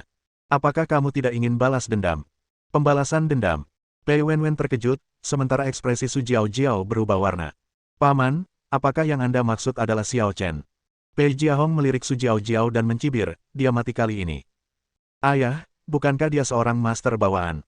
Ayah pernah berkata sebelumnya bahwa bahkan keluarga Pei dan keluarga si kita yang bersatu tidak dapat mengalahkannya, dan mengatakan kepadaku untuk tidak memikirkan balas dendam. Pei Wenwen tidak menunjukkan banyak kegembiraan, tetapi sebaliknya memiliki ekspresi yang rumit dan tidak dapat dipahami. Dulu memang begitu, tapi sekarang sudah berbeda. Pei Jiahong berkata, Wenwen, apakah kamu masih ingat kakek Si? Tentu saja aku ingat, tapi aku tidak melihatnya selama 7 atau 8 tahun. Haha, Aku juga baru saja mendapat kabar. Kakek Simu telah berhasil mencapai alam Grandmaster Xiantian. Apa, kakek Si juga sudah memasuki alam Xiantian? Mata Pei Wenwen berkilat kaget. Ya, sebenarnya kakek Si sudah mencapai terobosan 2 tahun lalu, tapi dia menyendiri sepanjang waktu, jadi tidak ada yang mengetahuinya. Kalau begitu kakek Si sekarang. Anak itu menginjak-injak martabat keluarga Si tanpa rasa malu. Bagaimana mungkin kakek Si memaafkannya jika dia tahu tentang ini? Xiao Chen. Su Jiao tiba-tiba berteriak dan berlari keluar. Pei Jiahong tertawa dan berkata, Wen, mari kita juga bawa para ahli energi internal keluarga kita untuk membantu kakek Si membunuh anak itu. Ayah, sebenarnya. Pei Wen ragu sejenak, dan akhirnya menghela napas, lupakan saja. Apa, lupakan saja? Pei Jiahong tidak mengerti dan bertanya, apakah kamu tidak membencinya? Aku membencinya. Aku sangat membencinya saat itu, dan aku masih membencinya sekarang. Tapi, dia menyelamatkan kita, bukan? Pei Wen berkata, karena kakek Si sudah bertindak, mengapa kita harus melakukan hal yang lebih? Biarkan alam berjalan sebagaimana mestinya. Hidup atau matinya dia, itu tidak ada hubungannya dengan kita. Pei Jiahong berpikir sejenak dan berkata, tidak apa-apa. Dia sudah meninggal. Kita tidak akan melakukan apa-apa, tapi kita bisa pergi ke tempat kejadian dan melihatnya. Mungkin kita bisa melihatnya untuk terakhir kalinya. Pada saat yang sama, ayah dan anak keluarga Si merasa kesal. Ayah, apakah menurutmu kakek bisa menghadapi anak itu secara pribadi? Tak perlu dikatakan lagi. Kakekmu berhasil menembus alam Xiantian 2 tahun lalu. Bagaimana mungkin anak muda itu bisa dibandingkan dengannya? Terlebih lagi, kakekmu mendapat bantuan dari guru itu. Mengira ada 2 ahli bawaan yang menyerang pada saat yang sama, ditambah begitu banyak pendekar kekuatan internal di klub Nanquan, seharusnya semuanya pasti aman. Si Wenwu akhirnya merasa sedikit lega. Sebenarnya, meskipun Xiao Chen melukai lengannya, dia tidak begitu membenci Xiao Chen, tetapi satu-satunya hal yang tidak bisa dia toleransi adalah ketika Xiao Chen membawa pergi Cao Yansui. Wanita yang dicintai Si Wenwu ditakdirkan untuk tidak menjadi milik orang lain. Ayah, aku punya pertanyaan lagi. Si Wenwu tiba-tiba berkata lagi. Si Yunfeng terkekeh dan berkata, apakah kamu ingin bertanya tentang Tuan Kong itu? Nah, apa asal-usul orang itu? Meskipun itu bukan pertama kalinya Si Wenwu bertemu dengan Lord Kong, dia hanya tahu sedikit tentang asal-usulnya yang misterius. Saya akan menjawab pertanyaan ini secara langsung saat dia kembali. Dia sangat menghargai Anda dan bermaksud merekomendasikan Anda ke organisasi itu. Mata Si Wenwu berbinar saat mendengar ini. Meskipun dia tidak tahu organisasi apa yang ada di balik Lord Kong, dia yakin organisasi itu sangat kuat. Kalau tidak, bagaimana mereka bisa membantu kakek menerobos alam Xiantian dengan mudah? Menghitung waktu, seharusnya sudah waktunya, kan? Lagi pula, kita punya 2 Master Xiantian di sini, ditambah Yan Tong dan Yan Fei. Si Wenwu mencibir, merasa agak menyesal karena tidak bisa hadir secara langsung untuk menyaksikan kekalahan Xiao Chen. Anda sudah menebaknya, waktunya tepat. Tiba-tiba, suara dingin terdengar. Kemudian, 2 cahaya pedang menyambar di langit, datang untuk merenggut nyawa orang-orang. Suara mendesing. Sebelum Si Wenwu dan Si Yunfeng sempat bereaksi, cahaya pedang menembus tubuh mereka. Sebelum kesadaran mereka runtuh, keduanya dengan susah payah mengangkat kepala dan sekilas melihat sosok yang kesepian dan sombong berdiri di tembok tinggi. Pemuda itu berpakaian putih, bersih, dan tampak sangat suci di bawah sinar bulan. Dia mengangkat tangan kanannya sedikit, masih mempertahankan aksi merangsang energi pedang. Kenapa kamu? Keraguan, kemarahan, kebencian. Keduanya tidak dapat mengerti mengapa dia muncul di sini ketika dia seharusnya dikepung oleh 2 makhluk bawaan. Apakah kamu ingin bertanya mengapa aku ada di sini? Anak laki-laki itu membalikkan punggungnya. Sebenarnya sangat sederhana. Kehadiranku di sini berarti aku telah membunuh semua orang yang ikut serta dalam pengepungan terhadapku. Itu saja. Setelah dia selesai berbicara, sosok pemuda di bawah bulan menghilang begitu saja, seolah-olah dia sudah pergi. Pupil mata Si Wenwu dan Si Yunfeng di halaman berkontraksi hebat, dan tubuh mereka langsung jatuh tanpa tanda-tanda kehidupan. Di luar hotel, Pei Jiahong, Pei Wenwen dan Su Jiao tiba satu demi satu dan langsung terkejut dengan pemandangan itu. Mayat di mana-mana. Jalanan yang sepi dipenuhi dengan kematian tragis anggota Southern Fish Society, dan darah mengalir seperti sungai. Muntah. Pei Wenwen merasa ingin muntah. Dia belum pernah melihat pemandangan berdarah seperti itu dalam hidupnya. Wenwen, jangan takut. Lagi pula, orang itu adalah seorang ahli. Pasti akan sangat mahal untuk membunuhnya. Pei Jiahong menghibur Pei Wenwen. Pertempuran sudah berakhir sekarang, yang berarti orang itu sudah mati atau ditangkap hidup-hidup. Tidak ada kemungkinan ketiga. Kalimat ini kedengarannya seperti menghibur diri sendiri. Su Jiao juga merasa mual, tetapi dia memaksakan diri untuk berlari ke depan. Tak jauh dari situ, ada sosok berpakaian ungu berdiri dengan tenang, berwibawa dan anggun, bagaikan seorang dewi, sama sekali tidak pada tempatnya di tengah suasana berdarah ini. Kamu adalah Cao Yansui. Su Jiao mengenali Cao Yansui dan bertanya dengan tergesa-gesa, di mana Xiao Chen? Apakah kamu melihat Xiao Chen? Cao Yansui berbalik, menatap Su Jiao yang cemas, dan tersenyum tipis. Jangan khawatir, guru, dia baik-baik saja. Menguasai. Su Jiao tertegun sejenak, lalu dia ingat bahwa Xiao Chen menerima Cao Yansui sebagai murid terdaftarnya, jadi guru yang disebutkan Cao Yansui tentu saja Xiao Chen. Xiao Chen benar-benar baik-baik saja. Su Jiao tidak dapat mempercayainya. Adegan itu sungguh tragis, sekuat apapun dia tidak mungkin baik-baik saja, kan? Apa yang dapat dilakukan oleh sang guru berada di luar pemahaman manusia biasa seperti kami. Cao Yansui menghela nafas, dan terus mengingat kejadian sebelumnya dalam benaknya. Adegan itu tidak diragukan lagi berdarah, tetapi fokusnya bukan pada darah, tetapi pada sosok anggun itu. Mungkin sebelumnya, dia hanya merasakan rasa terima kasih dan hormat pada Xiao Chen. Sekarang, dia mengagumi dan merindukan Xiao Chen. Cao Yansui, mengapa kamu masih di sini? Bukankah keluarga Si sudah membawamu pergi? Pei Jiahong dan Pei Wenwen juga datang pada saat ini dan terkejut melihat Cao Yansui. Jika keluarga Si mengalahkan Xiao Chen, bagaimana mungkin mereka bisa melepaskan Cao Yansui? Mungkinkah semua orang di keluarga Si sudah mati? Si Yongchang dan Xiantian yang diundangnya dibunuh oleh tuan kita. Tuan Pei, menurutmu siapa lagi yang berani menangkap Yansui? Cao Yansui memandang Pei Jiahong dan Pei Wenwen dengan sarkasme yang tak tersamar dalam ekspresinya. Si Jia, sudah berakhir. Pei Jiahong tampak tertegun dan tidak mempercayainya. Bagaimana mungkin dua orang hebat dengan bakat alamiah yang luar biasa ditambah begitu banyak ahli kekuatan internal dikalahkan oleh hanya satu orang dan dibantai oleh hanya satu orang? Bab 56. Setelah Xiao Chen berurusan dengan ayah dan anak keluarga Si dan memberi Cao Yansui beberapa instruksi, dia meninggalkan kota Guhai semalaman. Saat aku kembali ke rumah, hari sudah pagi. Xiao Yufei tidak ada di rumah, mungkin karena dia pergi ke perusahaan. Libur hari nasional telah usai, perusahaan telah mulai bekerja dan sekolah telah memulai kegiatan belajar mengajar. Xiao Chen mengirim pesan teks kepada Xiao Yufei, dan Xiao Yufei segera membalas, memintanya untuk pergi ke sekolah untuk kelas. Xiao Chen mengabaikannya, tidur siang sebentar, lalu mulai mengutak-atik tanaman obat dan potongan batu giok yang berkualitas baik. Mengapa tidak membantunya memurnikan liontin giok? Sejak melihat tasbih di pavilion Rainbow, Xiao Chen sudah berpikir untuk membuat senjata ajaib bagi Xiao Yufei untuk membela diri. Sekarang, dia kebetulan menemukan batu giok yang bagus di pameran dagang. Saat Xiao Yufei pulang kerja di malam hari, Xiao Chen memberikan Xiao Yufei liontin giok yang telah disempurnakan menjadi senjata ajaib. Ini untukmu. Xiao Yufei mengambil liontin giok itu dan tertegun sejenak sebelum bertanya, mengapa kamu tiba-tiba memberiku ini? Aku menemukannya di sebuah pameran dagang di kota Guhai. Kupikir itu sangat indah, jadi aku membelinya untukmu. Kamu masih punya hati nurani dan ingat padaku. Xiao Yufei menerimanya dengan senang hati. Xiao Chen memperingatkan, bawalah ini bersamamu mulai sekarang, jangan sampai hilang, kalau tidak, usahaku akan sia-sia. Baiklah, aku tahu. Kenapa kamu bertele-tele sekali? Xiao Yufei tidak tahu apakah harus tertawa atau menangis. Dialah yang selama ini mengajari Xiao Chen pelajaran, jadi mengapa sekarang perannya terbalik? Sudahlah, tidurlah lebih awal. Xiao Chen mengangkat bahu dan berjalan memasuki ruangan. Hei, apakah kamu tidak pergi ke sekolah lagi hari ini? Xiao Yufei berkata dengan wajah serius, kamu harus pergi ke kelas besok. Kita bicarakan besok. Xiao Chen menjawab dan menutup pintu. Keesokan harinya, Xiao Chen berpikir bahwa karena dia tidak ada kegiatan, sebaiknya dia jalan-jalan di sekitar sekolah. Ya, ayo jalan-jalan. Mungkin itu takdir, begitu Xiao Chen memasuki kampus, dia bertemu seseorang. Gadis itu mengenakan gaun biru muda, rambut hitamnya seperti air terjun, matanya seperti air musim gugur, kulitnya seputih salju, dan dia memiliki kecantikan klasik yang anggun dan elegan.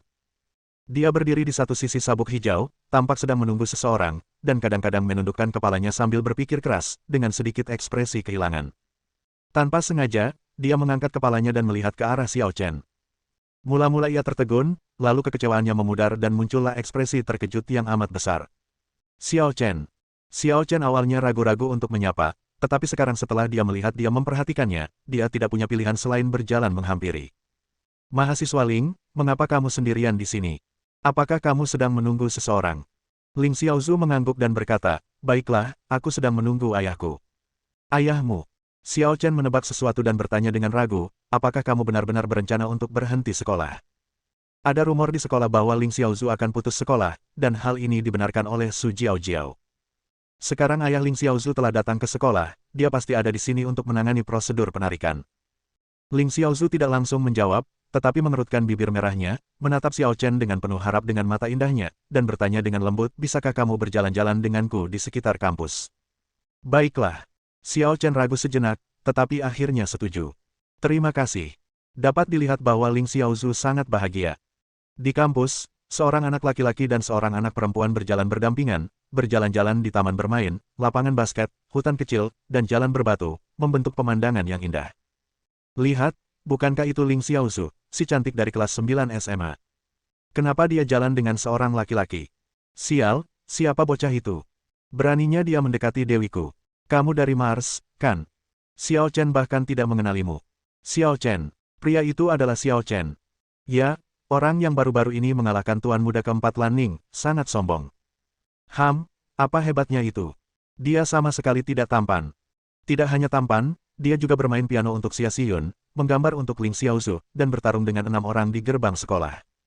Dia adalah pria yang ahli dalam seni sastra dan bela diri. Menurut pendapatku, jika tuan muda keempat Lan Ning tidak memiliki latar belakang keluarga yang baik, dia tidak akan dapat dibandingkan dengannya. Apakah itu begitu jahat? Semua itu benar. Namun, meskipun dia berbakat, karakternya buruk. Dia benar-benar ingin menaiki 2 perahu dan menyentuh 2 gadis cantik di sekolah pada saat yang bersamaan. Benar sekali. Aku jadi marah jika mengingatnya. Mengapa Ling Xiaozu masih begitu dekat dengannya? Mungkinkah dia benar-benar jatuh cinta padanya karena sebuah lukisan? Tidak, aku tidak tahan. Haha, apakah kamu masih ingin melawannya 1 lawan 1? Aku bukan tandingannya dalam pertarungan 1 lawan 1, tetapi kau telah melupakan Qin Xiuji, pemimpin 4 tuan muda Lan Ning. Kau tidak menyadari cintanya pada Ling Xiaozu. Qin Xiuji, bukankah dia sudah masuk tentara? Kau bisa kembali setelah kau selesai bertugas di ketentaraan. Kudengar Ling Xiaozu akan berhenti sekolah, jadi Qin Xiuji kembali khusus untuk menemuinya. Benarkah? Qin Xiuji akan kembali. Hehe, keempat tuan muda Lan Ning telah bersatu kembali, suasana akan menjadi ramai lagi. Xiyun, lihat, Xiao Chen dan Ling Xiaozu, mereka benar-benar bersama. Li Sanshan meraih tangan Xia Xiyun dan menunjuk pria dan wanita yang berjalan berdampingan di jalan berbatu. Xia Xiyun memutar matanya ke arahnya dan berkata dengan tidak senang, bisakah kamu menggunakan kata itu dengan lebih tepat? Apa yang kamu maksud dengan berkumpul? Li Sanshan menjulurkan lidahnya dan bertanya, apakah kamu tidak marah? Mengapa saya marah? Ling Xiaozu adalah pihak ketiga yang ikut campur. Aku tidak tahan dengan kedua bajingan ini. Mendengar ini, Xia Xiyun segera menutup mulut Li Sanshan dan berkata, tutup mulutmu yang bau itu, kenapa bicaramu kasar sekali? Baiklah, aku melakukan ini demi kebaikanmu sendiri. Ini menyangkut kebahagiaanmu seumur hidup. Xia Xiyun menutup mulutnya dengan tangannya, tetapi tampaknya tidak dapat menghentikan mulut Li Sanshan. Ling Xiaozu putus sekolah. Ini hanya perpisahan dengan Xiao Chen. Apa masalahnya? Lupakan saja. Aku akan mengabaikanmu. Aku akan melanjutkan meninjau. Setelah Xia Xiyun selesai berbicara, dia berjalan menuju kelas sendirian. Kamu jelas peduli padaku, tapi kamu harus berpura-pura murah hati. Cinta bukanlah sesuatu yang bisa dikompromikan. Li Sanshan merasa kasihan pada Xia Xiyun, tetapi tidak ada yang bisa dia lakukan. Xia Xiyun tidak terburu-buru, jadi apa gunanya dia, orang luar, merasa cemas. Xiao Chen dan Ling Xiaozu sama sekali tidak peduli dengan celaan dan kritikan orang-orang di sekitar mereka. Mereka berjalan-jalan sepanjang jalan, nyaris tak berbincang, hanya tenggelam dalam suasana mereka berdua, dengan pikiran mereka sendiri. Setelah hampir berkeliling kampus, Ling Xiaozu akhirnya berbicara. Xiao Chen, terima kasih terakhir kali. Xiao Chen menggelengkan kepalanya dan berkata, itu hanya bantuan kecil, jangan dianggap terlalu serius. Waktu yang kita lalui bersama selalu singkat, dan kata-kata perpisahan harus diucapkan pada akhirnya. Wajah Ling Xiaozu sekali lagi menunjukkan sedikit rasa kehilangan. Aku akan pergi, dan mungkin aku tidak akan pernah kembali. Kehilangannya bukan hanya karena Xiao Chen, tetapi juga karena setiap hal kecil yang terjadi di sekolah menengah Lan Ning.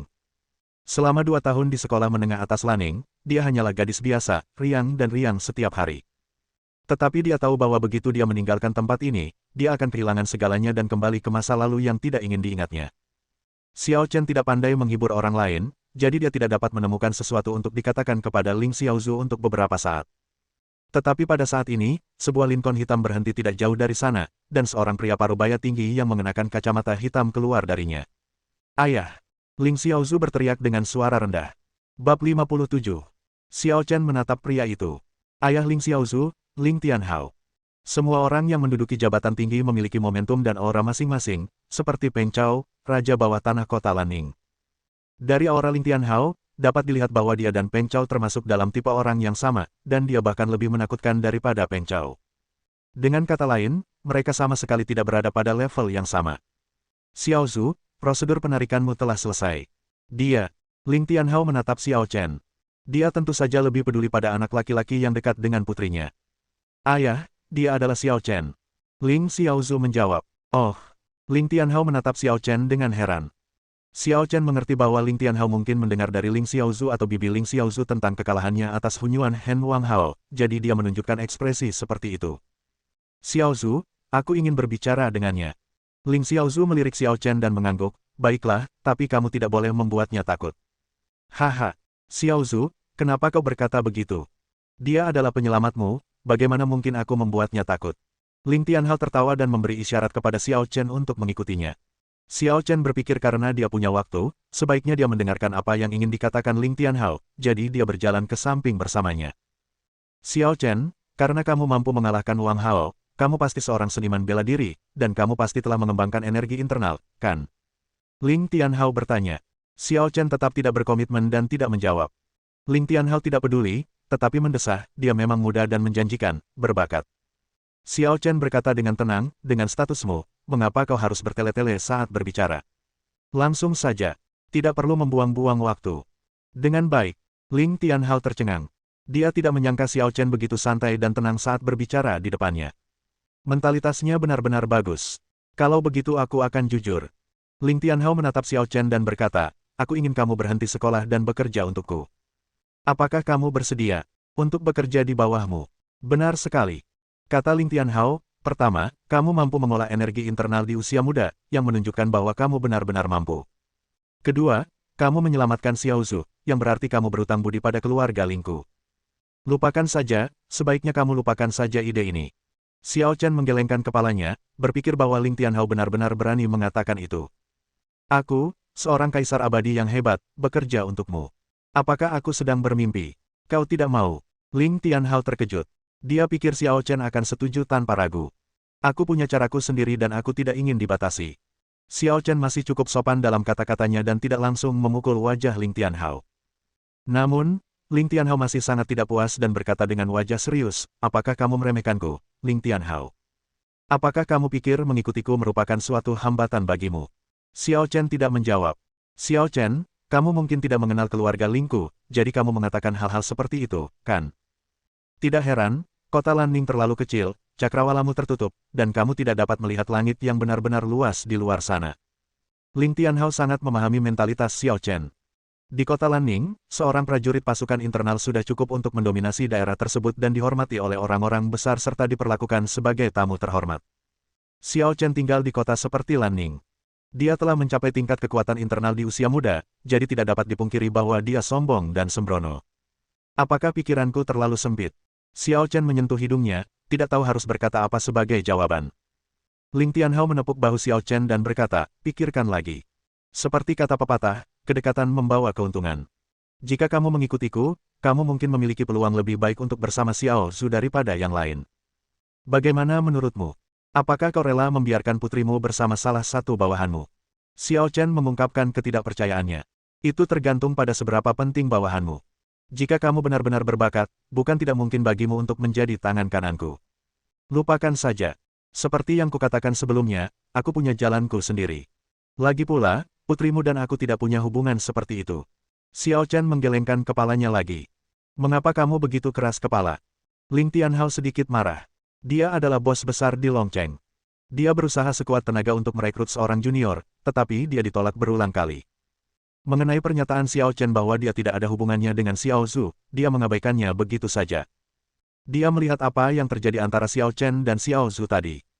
Dia tidak akan pernah percaya bahwa tidak ada persahabatan di antara keduanya. Lupakan saja, lupakan saja. Dengan sifat keras kepalamu, kau akan menderita kekalahan di Dragon City. Bagaimana kalau aku memberimu waktu lagi untuk memikirkannya? Ling Tianhao menatap Xiao Chen dan berkata, jika kamu sudah menemukan jawabannya, kamu bisa datang ke kota naga untuk menemuiku kapan saja. Namun, Aku harus mengingatkanmu bahwa Xiao Zhu memiliki banyak pelamar. Jika kamu datang terlambat, aku tidak dapat menjamin bahwa seseorang akan sampai di sana lebih dulu. Melihat ekspresi tidak setuju Xiao Chen, Ling Tianhao melanjutkan dengan wajah cemberut, ada seorang pria bernama Qin Xiuji di sekolah menengah atas Lan Ningmu. Kau pasti mengenalnya, kan? Qin Xiuji. Xiao Chen sebenarnya pernah mendengar nama ini. Tuan muda tertua dari 4 tuan muda Lan Ning ini sering menjadi buah bibir orang-orang. Ya, dia telah mengganggu Xiao Zhu sejak dia datang ke Lan Ning untuk bersekolah di sekolah menengah atas. Kemudian, dia mendengar bahwa Xiao Zhu adalah putriku. Dia tahu bahwa dia tidak layak untuk Xiao Zhu, jadi dia berhenti sekolah dan bergabung dengan tentara untuk melanjutkan sekolah. Dia mengancam akan membuat namanya terkenal dalam waktu 5 tahun dan kemudian datang ke Longcheng untuk melamarku. Ling Tianhao memuji ini. Lihatlah dia. Terlepas dari aspek-aspek lainnya, setidaknya dia berani berjuang untuk Xiao Zhu. Aku sangat optimis padanya. Apa yang kau katakan tidak ada hubungannya denganku. Kata Xiao Chen ringan. Bagaimana mungkin itu baik-baik saja? Ling Tianhao berkata dengan senyum yang tidak dapat dijelaskan, bagaimanapun, tidak peduli apapun, kamu dan dia adalah saingan dalam cinta. Membosankan.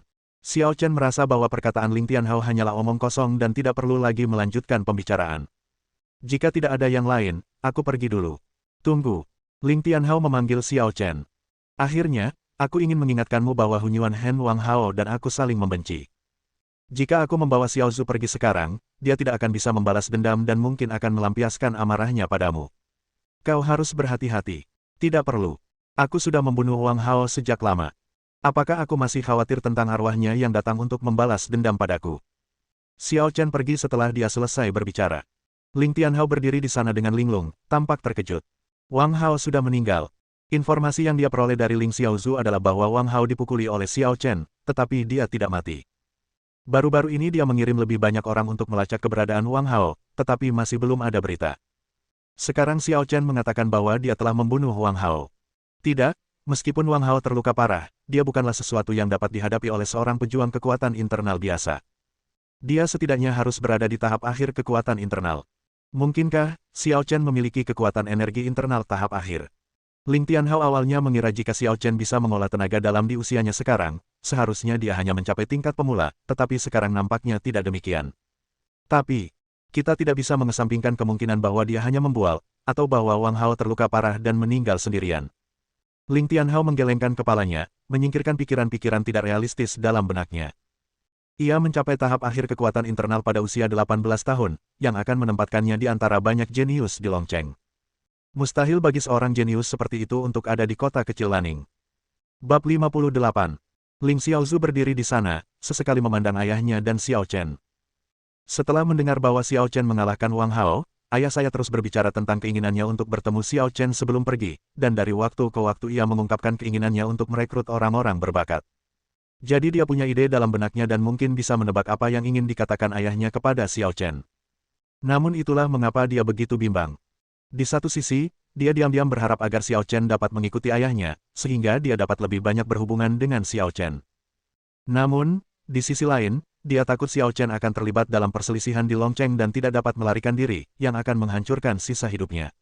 Xiao Chen. Melihat Xiao Chen datang, Ling Xiaozhu pergi menyambutnya. Mahasiswa Ling, jaga dirimu baik-baik. Kita akan bertemu lagi jika kita beruntung. Xiao Chen hanya berkata demikian lalu pergi. Ling Xiaozhu berdiri di sana dengan linglung. Takdir adalah sesuatu yang tidak dapat dilihat atau disentuh, tidak dapat dijelaskan atau diketahui, dan terlalu ilusi. Dragon City bukanlah tempat biasa. Setelah perpisahan hari ini, aku khawatir kita tidak akan bertemu lagi. Xiaozhu, jangan cari lagi, mereka sudah pergi jauh. Ling Tianhao berjalan mendekat. Ayah, apa yang ayah katakan pada Xiao Chen? Kenapa dia terlihat sedikit marah? Ling Xiaozhu mengeluh. Ling Tianhao berkata dengan polos, aku tidak memberinya kesulitan, hanya saja dia terlalu sombong dan keras kepala, dan dia tidak cocok denganmu. Ayah, apa yang ayah bicarakan? Apa gunanya cocok atau tidak? Tidak ada yang seperti itu antara Xiao Chen dan aku. Ling Xiaozhu tersipu dan marah. Haha, meskipun belum sampai pada titik itu, bukankah kamu lebih menyukainya daripada yang lain? Ling Tianhao tertawa. Jika kau mengatakannya lagi, aku akan mengabaikanmu. Baiklah, tidak usah bicara lagi, saatnya kita berangkat. Ketika Xiao Chen masuk ke dalam kelas, banyak sekali mata yang langsung menatapnya, dan banyak orang saling berbisik. Entah cemburu atau iri hati. Xiao Chen kembali ke tempat duduknya dan menyapa teman sebangkunya Suqian, menyebabkan Suqian tersipu untuk waktu yang lama. Hal ini membuat Xiao Chen terdiam. Dia pikir Suqian terlalu pendiam dan tertutup. Tidak peduli jam berapapun, dia selalu duduk di kursinya dan tidak pernah pergi. Dalam hal prestasi akademik, dia tidak sebaik Xia Xiyun dan siswa berprestasi lainnya. Dia tampak sering linglung dan tidak ada yang tahu apa yang sedang dipikirkannya. Xiao Chen. Seorang anak laki-laki berwajah kasar berjalan ke meja Xiao Chen dan berkata, kami akan mengadakan pesta kelas akhir pekan ini. Apakah kamu ingin ikut? Xiao Chen mengangkat kepalanya dan melirik anak laki-laki itu. Kalau tidak salah, nama anak laki-laki itu adalah Liu Xin, dia ketua kelas. Kita tunggu saja. Mungkin aku tidak punya waktu. Xiao Chen tidak tertarik dengan reuni kelas. Lagi pula, mereka tidak saling mengenal, dan tidak akan banyak yang bisa dibicarakan jika dia pergi. Bagaimana mungkin kamu tidak punya waktu di akhir pekan? Masalah pribadi seharusnya lebih penting daripada kegiatan kelompok. Selain itu, akhir-akhir ini kamu sering bolos kelas dan berkelahi, yang berdampak buruk dan berdampak negatif serius pada kelas kita. Sebagai pemimpin regu, Liu Xin sering memberi pelajaran kepada orang lain.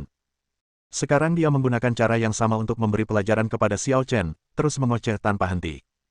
Itu bukan urusanmu, pergilah dari sini. Kata Xiao Chen dengan tidak sabar. Anda, ekspresi Liu Xin tidak yakin. Berpikir bahwa Xiao Chen dapat mengalahkan Wu Ming dan 6 orang lainnya sendirian, dia tahu bahwa Xiao Chen jelas bukan tandingannya. Dia hanya bisa mendengus dan pergi. Setelah sekolah, Xiao Chen hendak kembali. Xiao Chen, tunggu sebentar. Xia Xiyun menyusulnya, menatap Xiao Chen dan bertanya, apakah kalian keberatan untuk berjalan-jalan sebentar? Xiao Chen tersenyum dan berkata, tentu saja, kita seharusnya tidak sekabur itu. Keduanya berjalan berdampingan. Xia Xiyun menundukkan kepalanya pada awalnya, dan setelah beberapa saat dia bertanya. Apakah Ling Xiaozu benar-benar ingin berhenti sekolah? Xiao Chen mengangguk dan berkata, baiklah, prosedur penarikannya telah selesai, dan dia mungkin sudah meninggalkan kota Lanning sekarang.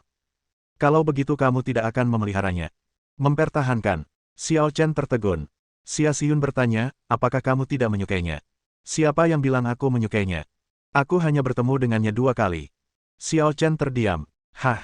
Xia Xiyun merasa sedikit gugup karena suatu alasan dan bertanya, bukankah kamu yang menggambar gambar itu untuknya? Orang yang aku gambar itu bukan dia hanya mirip dengannya. Hanya mirip. Xia Xiyun menatap Xiao Chen dan merasa tidak percaya karena dia tampaknya tidak berbohong sama sekali. Kecuali mereka kembar, bagaimana mungkin ada 2 orang di dunia yang wajahnya sangat mirip? Jadi, siapa orang yang kamu gambar itu? Xiao Chen menggelengkan kepalanya dan berkata, aku tidak ingin menyebutkannya. Oh. Xia Xiyun merasa bahwa Xiao Chen memiliki semakin banyak rahasia, tetapi dia juga orang yang cerdas dan tahu kapan harus menanyakan pertanyaan seperti itu dan kapan tidak. Kalau begitu ceritakan padaku tentang pesta kelas akhir pekan ini. Apakah kamu baru saja bertengkar dengan ketua kelas? Xiao Chen meliriknya dan bertanya, apakah kamu di sini untuk melobi dia? Tidak, aku tidak suka Liu Xin, tapi dia tidak bisa mewakili kelas sendirian, jadi mengapa repot-repot marah padanya? Jika kamu punya waktu, mengapa kamu tidak ikut? Xia Xiyun sebenarnya ingin memiliki kesempatan untuk mengenal Xiao Chen lebih baik, terutama setelah mengetahui bahwa Xiao Chen tidak ada hubungannya dengan Ling Xiaozu, dia semakin merasa perlu melakukan sesuatu. Baiklah, aku akan memikirkannya. Xiao Chen mengangguk setuju. Baiklah, sudah. Aku pergi sekarang. Selamat tinggal. Keduanya berpisah di persimpangan dan pulang secara terpisah. Larut malam, bayangan gelap tiba-tiba muncul di apartemen tempat Cheng Wenwen tinggal. Wei Hao. Meskipun Cheng Wenwen tidak pernah berlatih ilmu bela diri kuno, dia telah menerima pelatihan profesional dan sangat waspada, dan dia menyadari kedatangan orang itu pada saat pertama. Wenwen, tampaknya kamu tidak bermalas-malasan selama ini. Orang yang keluar dari kegelapan itu adalah seorang pria berseragam kamuflase dengan ciri-ciri biasa. Pemimpin tim Lu. Cheng Wenwen membungkuk. Lu Yi melambaikan tangannya dan berkata, kami tidak menggunakan trik ini secara pribadi. Ya. Cheng Wenwen menjawab, lalu bertanya lagi, pemimpin tim tiba-tiba datang kepadaku, apakah itu karena Xiao Yufei? Yah, rahasia Xiao Yufei telah bocor. Belum lama ini, sekelompok pembunuh berdarah dingin menyelinap ke kota Lanning, dan target mereka adalah Xiao Yufei, tapi... Ada apa? Saat saya menemukan pembunuhnya, mereka semua sudah mati. Ekspresi Cheng Wenwen sedikit berubah saat mendengar ini, dan dia bertanya, siapa yang melakukannya? Aku juga tidak tahu. Yang ku tahu, orang yang menyerang itu sangat mengerikan. Semua pembunuhnya tewas dalam satu serangan. Kekuatannya mungkin lebih besar dariku. Bagaimana mungkin? Pemimpin tim, bukankah kau berada di alam setengah langkah Xiantian? Kau tak terkalahkan di bawah alam Xiantian. Siapa di kota Lanning yang bisa menjadi lawanmu? Cheng Wenwen tampak terkejut. Saya juga penasaran. Secara logika, seharusnya tidak ada orang kuat tingkat bawaan di tempat kecil seperti kota Lanning, tetapi kita tidak bisa terlalu mutlak dalam segala hal, jadi saya datang kepada Anda untuk menanyakan situasinya. Cheng Wenwen menggelengkan kepalanya dan berkata, aku juga tidak punya berita. Pikirkan lagi. Para pembunuh itu datang untuk Xiao Yufei. Sebagian besar orang yang menyerangnya mungkin ada hubungannya dengan Xiao Yufei. Apakah ada situasi yang tidak biasa dengan Xiao Yufei akhir-akhir ini? Jika ingin berbicara tentang kelainan, memang ada satu hal. Oh, apa itu? Lu Yi bertanya dengan tergesa-gesa. Cheng Wenwen kemudian menceritakan kisah Peng Chao. Peng Chao adalah raja bawah tanah kota Lanning. Orang yang bisa membuatnya menyerah pasti bukan orang biasa. Mungkin dia orang yang sama yang membunuh si pembunuh. Lu Yi menatap Cheng Wenwen dan berkata, Wenwen, meskipun kamu belum berlatih seni bela diri kuno, kamu memiliki kemampuan pengintaian terbaik. Apakah kamu menemukan orang yang mencurigakan di sekitar Xiao Yufei baru-baru ini?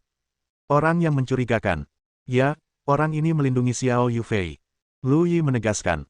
Setelah mendengar ini, Cheng Wenwen berpikir sejenak, dan sebuah wajah tiba-tiba muncul di benaknya. Mungkinkah dia? Tapi itu tidak mungkin. Tidak masuk akal. Bagaimana dia bisa membuat Peng Chao menyerah? Bagaimana dia bisa membunuh pembunuh yang ada di daftar darah? Cheng Wenwen menggelengkan kepalanya berulang kali. Wenwen, siapa yang kamu bicarakan?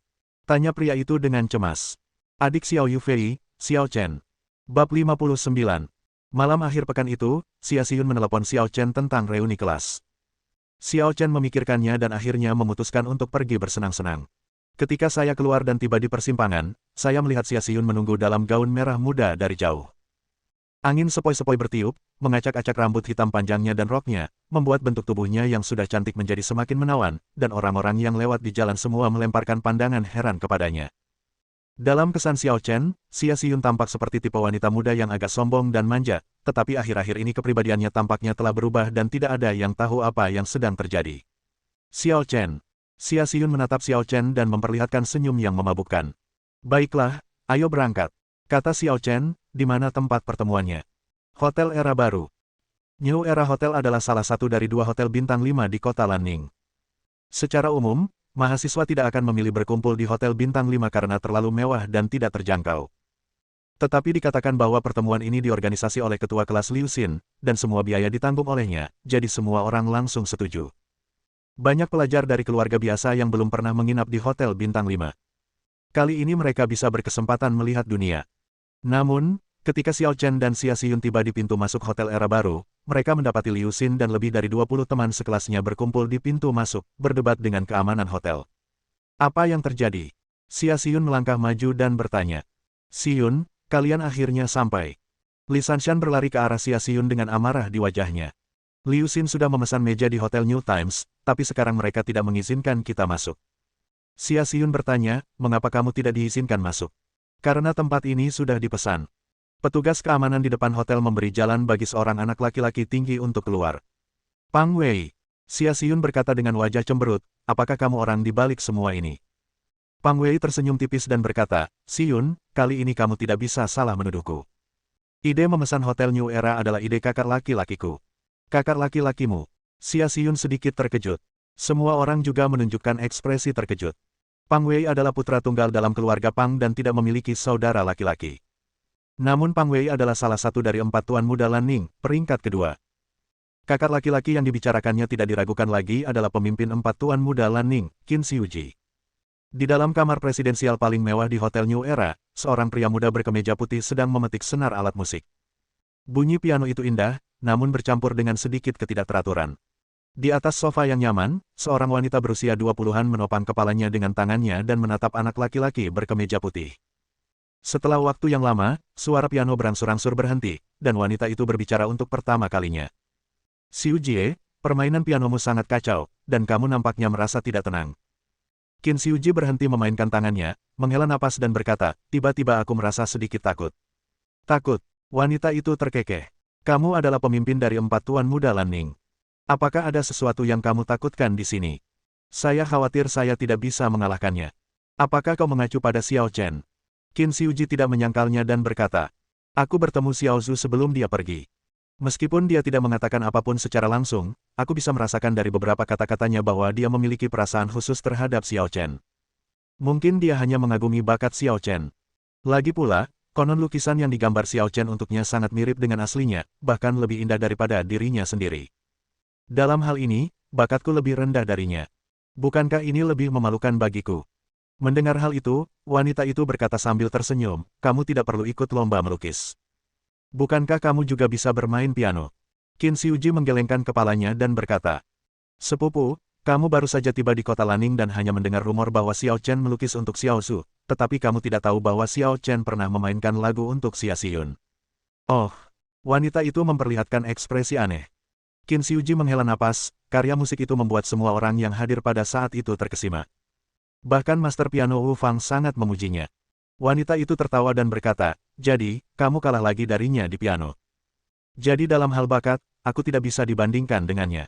Qin Xiuji putus asa. Tapi kau tidak akan menyerah begitu saja, kan? Tentu saja tidak sesederhana itu. Kalau tidak, saya tidak akan memesan Hotel New Era hari ini. Wanita itu tiba-tiba menyadari. Jadi tujuanmu hari ini bukan untuk bernostalgia dengan teman-teman sekelasmu, tetapi untuk bersaing dengannya. Karena kita adalah rival, kita harus bertarung satu sama lain. Hanya dengan mengalahkan semua pesaing, kita akan memenuhi syarat untuk pergi ke kota naga untuk melamar. Jadi kamu menyuruh Pang Wei menjaga pintu tadi hanya untuk mempersulitnya. Semuanya tergantung bagaimana dia merespons. Aku juga penasaran bagaimana dia bisa melewati ini. Wanita itu terkekeh dengan tatapan mata yang tidak bisa dijelaskan. Kedua belah pihak saling berhadapan di depan Hotel New Era. Menghadapi bisikan orang banyak, Pang Wei tersenyum dan berkata, kalian tidak perlu meragukanku. Aku mengacu pada Qin Xiuji, pemimpin 4 tuan muda Lanning. Begitu kata-kata itu diucapkan, ekspresi semua orang berubah. Apakah Qin Xiuji benar-benar kembali? Konon katanya dia kembali untuk menemui Ling Xiaosu. Tentu saja, dia juga harus mengunjungi teman-teman sekelasnya dulu. Kalau begitu, mari kita pergi ke tempat lain. Mereka sudah memesan Hotel New Era dan kita tidak bisa masuk. Keempat tuan muda Lanning pasti akan berkumpul di sini hari ini. Di antara kelompok mereka, kecuali Xia Xiyun dan Pang Wei yang sedikit akrab dengan mereka, sisanya tidak memiliki hubungan dengan keempat tuan muda Lanning, atau tidak dapat mencapai tingkat itu. Jelas tidak rasional untuk bersaing dengan orang lain memperebutkan wilayah. Tapi sepertinya Liu Xin sudah membayar uang muka. Tidak masuk akal kalau dia tidak mengembalikan uangnya, kan? Ya, dan dengan begitu banyaknya orang di antara kita, akan membuang-buang waktu jika memesan hotel di menit-menit terakhir. Mengapa kita tidak melupakannya saja dan bertemu lain waktu? Di mana pemimpin regu? Tanyakan padanya apa yang dia katakan. Semua orang memandang Liu Xin. Liu Xin pada awalnya tampak diam saja di dalam tim, hingga akhirnya ketika semua orang menyebut namanya, dia pun berdiri. Dia berkata kepada Pang Wei, Wei Sao, bisakah kau menolongku? Pang Wei meliriknya dan berkata dengan tenang, apa gunanya? Liu Xin tersenyum dan berkata, lihat, Hotel New Era ini sangat besar. Kelas kita hanya membutuhkan 3 atau 4 meja. Itu tidak akan mengganggu pekerjaanmu sama sekali. Benar sekali Pang Wei, bukankah terlalu berlebihan bagi kalian berempat untuk memesan seluruh Hotel New Era? Xia Xiyun merasa itu tidak masuk akal. Bahkan jika dia punya uang, dia tidak boleh menyia-nyiakannya seperti ini. Xiyun, kamu salah. Kakak tertua kita akhirnya kembali, jadi tentu saja dia ingin bertemu dengan semua teman sekelasnya yang dulu. Pang Wei berkata, faktanya, hari ini, semua siswa SMA Lanning dapat memasuki Hotel Era baru, tetapi kelasmu adalah satu-satunya yang tidak bisa. Kenapa? Hampir semua siswa bertanya serempak. Apa yang diselenggarakan di Hotel New Era hari ini bukanlah pertemuan 4 tuan muda Lanning, melainkan pertemuan seluruh siswa SMA Lanning. Tetapi di seluruh sekolah menengah atas Lanning, kelas merekalah satu-satunya yang dikecualikan, jadi mereka mau tak mau merasa terisolasi. Apakah kelas mereka menyinggung tuan muda keempat Lanning? Xia Xiyun merasa ada yang tidak beres dan bertanya, Pang Wei, apa maksudmu? Bukankah artinya jelas? Pang Wei melirik Xiao Chen, yang berdiri di barisan belakang dan tidak berbicara. Hari ini adalah hari bahagia, jadi aku tidak ingin melihat siapapun yang akan merusak kesenanganku, itu saja. Plus, saya tidak bisa mengetik dengan baik hari ini, biar saya pelan-pelan saja. Bab 60. Faktanya, semua orang tahu bahwa jika ada seseorang di kelas mereka yang telah menyinggung tuan muda keempat Lanning, itu hanya Xiao Chen. Dan sekarang Pang Wei menatap Xiao Chen dan berkata demikian, yang tidak diragukan lagi sama saja dengan menamainya. Kamu merusak kesenanganku, jadi aku tidak akan mengizinkanmu masuk. Apakah itu masalah? Westbrook, dia merusak kesenanganmu, kau tidak bisa membiarkan seluruh kelas kita disalahkan. Liu Xin mengungkapkan bahwa dia merasa dirugikan. Bukankah dia dari kelasmu? Apa kau benar-benar bisa meninggalkannya? Dia hanya murid pindahan. Dia baru beberapa hari di kelas kita, tapi aku sudah tidak menyukainya. Pang Wei tersenyum tipis dan berkata, apakah kamu benar-benar berpikir begitu? Tentu. Baiklah, kalau kau mengizinkannya pergi, aku akan mengizinkan semua orang di kelasmu masuk. Tidak masalah. Liu Xin mengkhianati Xiao Chen tanpa ragu-ragu, berbalik dan berkata kepada Xiao Chen, apakah kamu mendengar apa yang dikatakan Westbrook? Ayo pergi. Ekspresi Xiao Chen menjadi gelap, dan dia berkata dengan dingin, kamu pikir kamu siapa? Anda. Liu Xin tidak berani melakukan apapun pada Xiao Chen sendirian, jadi dia bertanya pada seluruh kelas. Bagaimana menurutmu? Semua orang saling memandang, dan tidak ada seorang pun yang pertama mengungkapkan pendapatnya. Meskipun Xiao Chen telah menyinggung Tuan Muda keempat Lan Ning, mereka tetaplah teman sekelas, dan mereka akan bertemu setiap hari. Akan terlalu kejam untuk mengusirnya sekarang. Liu Xin, bagaimana mungkin orang sepertimu berani menjadi seorang pemimpin regu? Xia Xiyun memarahi. Bisa dikatakan bahwa dialah yang membujuk Xiao Chen untuk menghadiri reuni kelas. Sekarang Xiao Chen diganggu, dia merasa paling bersalah. Xiao Chen, maafkan aku, bagaimana kalau kita kembali saja dan melupakannya? Sekarang setelah kau di sini, bagaimana kau bisa pergi begitu saja? Tidak mungkin Xiao Chen akan pergi begitu saja. Dimanapun dia berada, dia hanya bisa pergi atas inisiatifnya sendiri, tidak ada alasan baginya untuk diusir. Xiao Chen, kamu tidak bisa masuk ke sini hari ini, apakah kamu akan memaksa masuk? Pang Wei tampaknya sengaja memprovokasi Xiao Chen, dengan senyum di wajahnya. Begitu dia selesai berbicara, para penjaga keamanan di sebelahnya segera berdiri berjaga, semuanya menatap Xiao Chen dengan dingin. Namun, ketika konflik hendak terjadi, tiba-tiba terdengar suara acuh tak acuh. Hei, apa yang kalian lakukan? Kenapa kalian semua berkumpul di pintu? Orang-orang melihat ke arah suara itu dan melihat dua remaja yang baru saja turun dari bus berjalan ke arah mereka. Dia Ziguang, Liang Tao, ekspresi Xia Xiyun, Li Sanshan dan yang lainnya berubah drastis. Karena kedua pemuda ini tidak lain adalah putra ketiga dan keempat dari 4 Tuan Muda Lan Ning. Mereka tidak sanggup menghadapi satu Pang Wei, jadi apa yang akan mereka lakukan jika ada dua lagi? Guru Guang, Guru Tao. Ketika Liu Xin melihat mereka berdua, dia segera menyapa mereka dengan senyuman yang menyanjung. Siapa kamu? Keduanya menatap Liu Xin. Saya Liu Xin, pengawas kelas 1, kelas 3. Ayah saya Liu Yaoneng dari Feilu Group. Feilu Group dimiliki oleh keluarga He. Dengan kata lain, ayah Liu Xin bekerja di bisnis keluarga He Ziguang dan menjadi manajer departemen. Jadi, meskipun Pang Wei berada di peringkat kedua di antara 4 Tuan Muda Lan Ning dan He Ziguang berada di peringkat ketiga, dibandingkan dengan Pang Wei, Liu Xin lebih ingin menyenangkan He Ziguang. Oh, itu keluarga kami. Tentu saja, He Ziguang belum pernah mendengar tentang Liu Yaoneng, tetapi karena dia adalah anggota bisnis keluarga, dia pasti mengenalnya. Ya, kita adalah keluarga. Liu Xin sangat gembira. Pang Wei bertanya sambil tersenyum, Xiao Guang, kalian berdua terlambat, apa yang kalian lakukan? He Ziguang menjawab, jangan bahas itu. Mobil tua Xiao Tao mogok di tengah jalan. Saya sudah lama berusaha memperbaikinya tetapi tidak berhasil, jadi saya meminta dia untuk membawa mobil saya. Liang Tao berkata dengan canggung, aku akan meminta ayahku untuk membelikanku mobil baru besok. Anda benar-benar perlu mengganti Mercedes Anda. Jangan bicarakan ini. Apakah saudaraku sudah datang? Tanya Liang Tao. Kakak sudah lama di sini. Lalu mengapa kamu tidak masuk? Pang Wei berkata, saya bertemu seseorang yang membuat saya tidak bahagia dan berdebat dengan saya. Apa? Siapa yang berani berdebat denganmu, saudaraku yang kedua? Benar sekali, siapa yang tidak berani menganggap serius Tuan Muda keempat Lan Ning? Keluarlah dan lihat sendiri. Liang Tao dan He Ziguang telah menghadap Pang Wei dengan punggung mereka menghadap kerumunan. Baru pada saat ini mereka akhirnya berbalik dan melirik kerumunan dengan tatapan penuh tanya di mata mereka. Namun tak lama kemudian, mereka melihat sosok yang dikenalnya, tubuh mereka tiba-tiba membeku, dan kesombongan mereka seketika berubah menjadi ketakutan.